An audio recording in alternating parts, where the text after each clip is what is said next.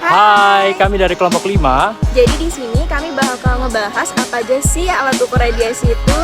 Tapi nggak afdal nggak sih kalau misalnya kita nggak kenalan? Hai, perkenalkan nama aku Muhammad Jati Faul Haq dengan NIM 413 23 11 39. Aku Nurhaliza Ridho Oktaviana dengan NIM 413 23 1153. Dan aku Muhammad Rizal Bibi dengan NIM 41323 1141. Kita anak radiologi. Of course, kita selalu gunain jas lab di setiap praktikumnya. Kita anak radiologi. Of course kita selalu ngelaluin marker buat nandain posisi objek. Kami anak radiologi. Of course, kami selalu pakai meja buat objek praktikum kami. Kita anak radiologi. Of course, kita wajib punya alat pengukur radiasi dong.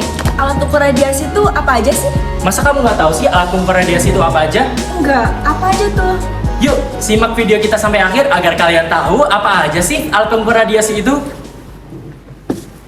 Alat ukur radiasi terbagi menjadi dua, direct dan indirect. Alat ukur radiasi direct adalah alat ukur untuk mengukur secara langsung dan indirect mengukur secara tidak langsung atau memotongkan proses.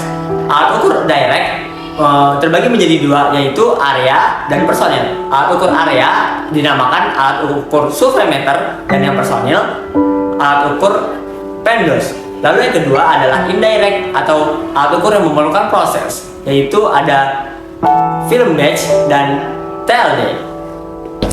Alat ukur radiasi yang pertama yaitu surveimeter.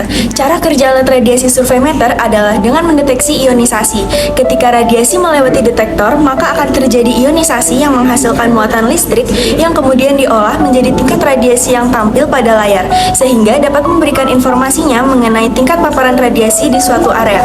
Ada beberapa langkah yang perlu dicek sebelum menggunakan surveimeter, yaitu yang pertama, pastikan surveimeter cocok dengan sumber radiasi. Yang kedua, range energi dan pastikan bisa diterima oleh surveimeter. Yang ketiga, cek kalibrasi dengan mengkalikan faktor kalibrasi yang tertera pada stiker kalibrasi. Yang keempat, cek baterai pada alat surveimeter. Dan yang terakhir, pastikan tekan 0 atau 0.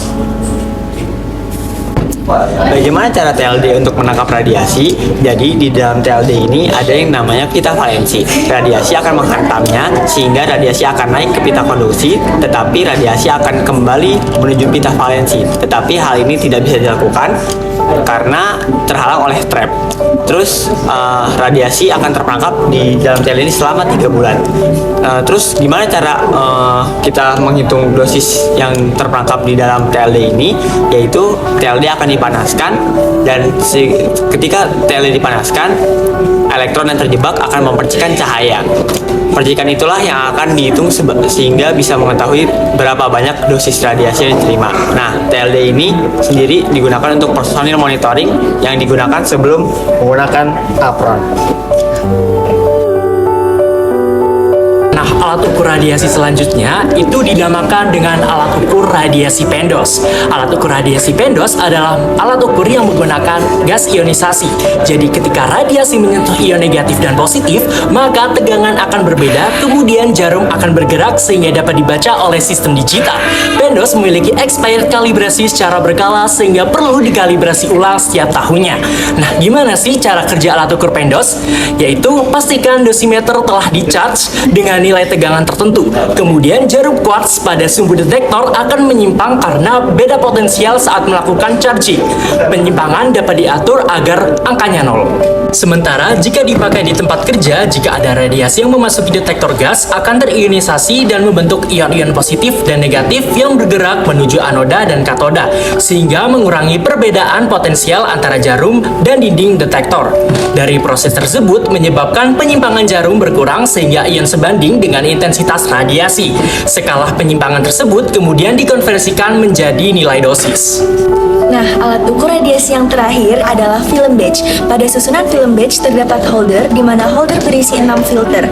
Yang pertama aluminium, 2 PB, 3 dan 4 tanpa filter, 5 dan 6 berisi plastik dengan ketebalan yang berbeda-beda. Setelah film batch menerima radiasi, maka film akan memunculkan derajat kehitaman.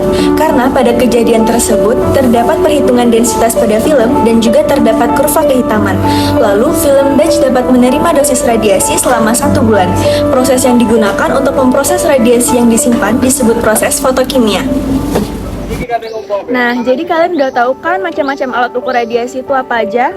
Nah, mungkin itu saja pembahasan dari kami, dan apabila ada salah kata kami mohon maaf. Terima kasih. Wassalamualaikum warahmatullahi wabarakatuh. Dah.